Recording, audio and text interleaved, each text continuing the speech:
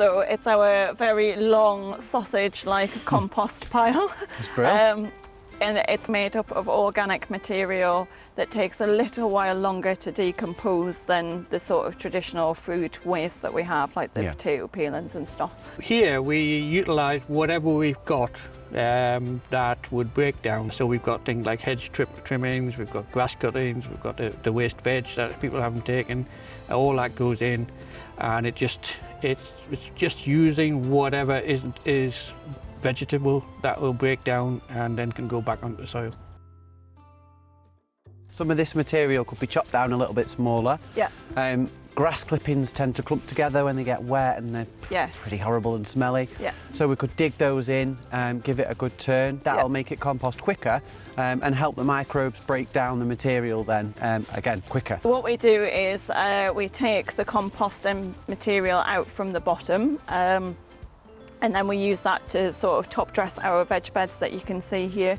And we also use it in other places around the garden as well. We do put some paper in and some cardboard in there just to add some like brown material. And we've actually got a storage area for soily stuff as well, because it's important to put a little bit of soil in as well every now and then. It's more about making layers. In my home composting, I can't get it terribly hot, but you must get some decent temperatures with this volume. We do, yeah. I mean, we're verging on it being too hot at times, so we do have to monitor it. We do monitor it on a regular basis. We've got a long thermometer. Once the temperature starts going down, we'll actually move it from the first bay and turn it into a second bay.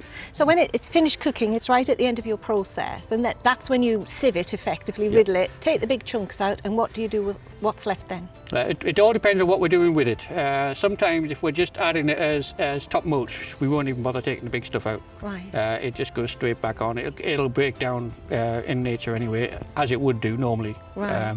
But if we're using it for fine stuff, for instance, putting in beds or trays for seedlings or something like that, then we will riddle it.